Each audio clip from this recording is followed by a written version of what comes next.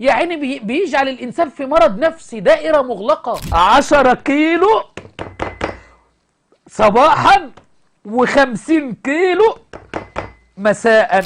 معلش والله في نفس الموضوع. هو أنا هديك حقنة؟ هو أنا هديك إبرة؟ هو أنا بقول لك اديني ظهرك هديك إبرة؟ ما تخافش كده وخلي قلبك جامد كده، ما تخافش. الو. أيوة اتفضل. وعليكم السلام ورحمة الله وبركاته. اتفضل. من الذي قال عن رسول الله صلى الله عليه وآله حسبنا كتاب الله إنه يهجر؟ الإمام علي سلام الله عليه، لأن عندي في الكتاب بحار الأنوار قال الإمام علي: وكفى بالكتاب حجيجا وخصيما، اللي هو القرآن. وانتوا عندكم في القرآن الله سبحانه وتعالى قال: ما فرطنا في الكتاب من شيء. ده صحيح ان هي اللوح المحفوظ، لكن انتوا بتقولوا ان هي القرآن في تفسير علمائك. أنا أسألك سؤال ضيفي الشيعي: هل إمامة الأئمة موجودة في القرآن؟ إمامة الإمام علي موجودة في القرآن؟ لماذا غيرت الموضوع؟ معلش والله في نفس الموضوع، هعيد عليك السؤال ده. ما انت دخلت وغيرت الموضوع، وانا بتكلم عن عدالة الصحابة من بيعة الرضوان وقرأت الآية وانت غيرت الموضوع، بس عادي تنزلت معك. هل إمامة الإمام علي موجودة في القرآن؟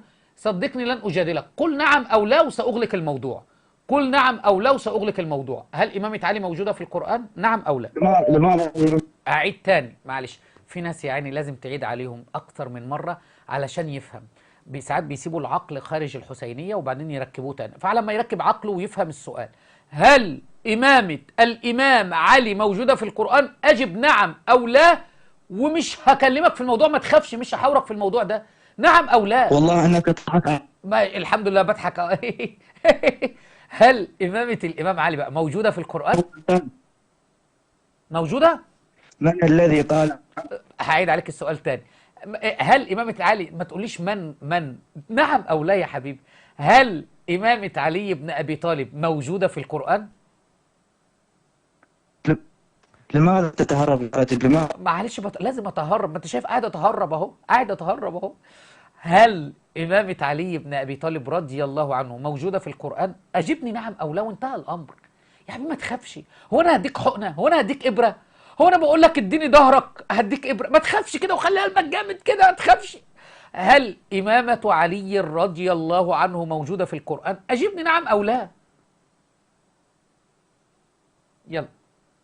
لماذا؟ لا لماذا انا لماذا؟ لا ده انت عايز ابره جاموس. اي الله العظيم يا جدع، عارف الابره اللي بتاع الجاموسه دي؟ يا عم خنقتنا بقى يا عم، اجب يا عم. هو انتوا لازم الشيعي يلف ويدور؟ يا ابني اجب يا ابني، يا ابني اجب يا ابني، في ايه بس مالكم؟ انتوا بيجيلكم الحاله دي كتير؟ والله مرض نفسي، اقسم برب الكعبه. التشيع والرفض ده مرض نفسي زي ما انتوا شايفين كده، والله العظيم.